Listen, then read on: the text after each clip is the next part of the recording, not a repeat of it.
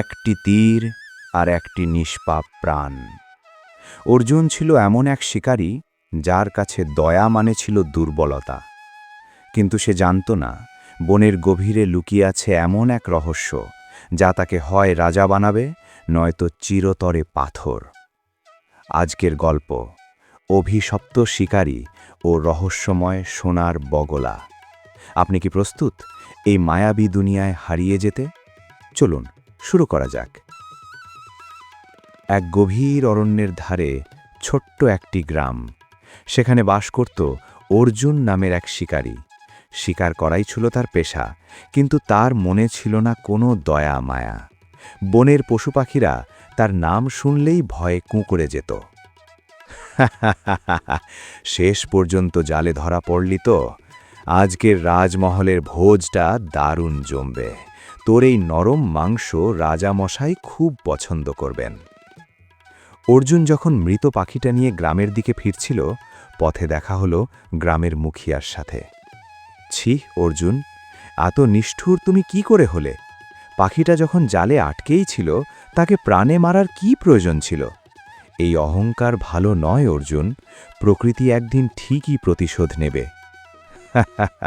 মুখিয়া মশাই, আমি শিকারী, কোনো কবিরাজ নই। বনের প্রাণীদের জন্য আমার মনে দয়া নেই, তাদের যমদূত আমি। দিন যায়, অর্জুনের দম্ভ বাড়তে থাকে, কিন্তু হঠাৎ করেই যেন বন নিস্তব্ধ হয়ে গেল। অর্জুন রোজ ভোরে জালে পেতে বসে থাকে, কিন্তু কোনো শিকার জোটে না। দিনের পর দিন তার থলে খালি হতে শুরু করল। ঘরে স্ত্রী রাধা আর ছোট্ট মেয়ে চম্পার মুখে খাবার তুলে দেওয়ার মতো আর কিছুই অবশিষ্ট রইল না। আমাদের সব ফুরিয়ে গেছে অর্জুন। আজ যদি তুমি খালি হাতে ফেরো, তবে চম্পাকে সারা রাত উপোস করে থাকতে হবে। বাবা, মুখিয়া দাদু ঠিকই বলেন, পশু পাখিদের মারলে ঈশ্বর রাগ করেন। তুমি আর শিকার করো না বাবা। ক্ষুধার জ্বালায় দিশাহারা হয়ে অর্জুন বনের একদম গভীরে এক অজানা ঝর্ণার পাড়ে গিয়ে পৌঁছল। হঠাৎ তার চোখ ধাঁধিয়ে গেল। ঝর্ণার ওপর বসে আছে এক অপূর্ব সোনার বগলা। এ কি জ্যান্ত সোনার বগলা? একে ধরতে পারলেই আমার সব দারিদ্র ঘুচে যাবে। অর্জুন, তুমি নিষ্ঠুর হলেও তোমার হৃদয়ের কোণে এখনো সামান্য দয়া অবশিষ্ট আছে, নইলে এই ঝর্ণার জলে পা রাখা মাত্রই তুমি পাথরের মূর্তিতে পরিণত হতে। ভীতস্বরে, আপনি কে? এক বগলা হয়ে মানুষের ভাষায় কথা বলছেন? আমি এই বনের রক্ষক।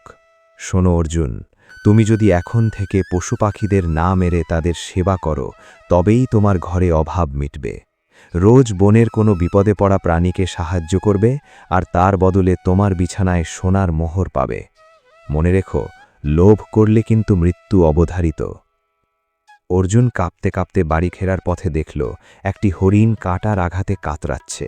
অর্জুন আগে হলে হয়তো তাকে মেরে ফেলত, কিন্তু আজ সে পরম মমতায় কাঁটা বের করে দিয়ে ক্ষতস্থানে ঔষধ লাগিয়ে দিল। না, আমি আর কোনো নিরীহ প্রাণ কেড়ে নেব না। সেদিন বাড়ি ফিরে বিছানার নিচে 10টি চকচকে সোনার মোহর দেখে অর্জুনের চোখ দিয়ে জল গড়িয়ে পড়ল। সে বুঝতে পারল, জীবন কেড়ে নেওয়ার চেয়ে জীবন বাঁচানোর আনন্দ অনেক বেশি।